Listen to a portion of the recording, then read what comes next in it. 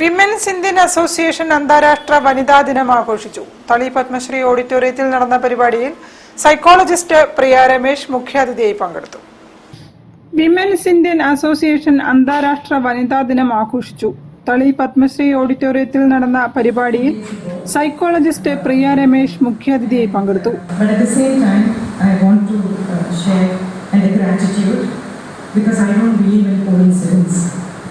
I believe that each of you here is here for a reason, and I'm here for a reason as well.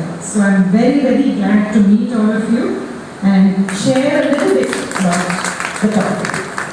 Association president Usha Raveendran അധ്യക്ഷയായിരുന്നു. Vice president Lakshmi Nandakumar, Geetha Narayanan, Radhamani Mohanachandran, Ramani Mohan, Geetha Karunakaran, Sasikala Thampan, Manjula T K എന്നിവർ പരിപാടികൾക്ക് നേതൃത്വം നൽകി.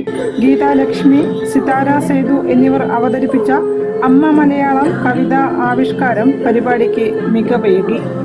കുഞ്ഞിനെ തിരിച്ചു കിട്ടാൻ തന്റെ കണ്ണുകൾ പോലും ചൂഴ്ന്നെടുത്ത് ഭൂതത്തിന് നൽകുന്ന അമ്മ, തെച്ചിപ്പൂ പറിച്ച് കുഞ്ഞിനെയുണ്ടാക്കി അമ്മയ്ക്ക് നൽകുന്ന ഭൂതം, അവസാനം ഭൂതത്തെ ശപിച്ച് ചാമ്പലാക്കാൻ നോക്കുന്ന അമ്മയുടെ മുന്നിൽ ഭൂതം തോറ്റു പിന്മാറുന്നു.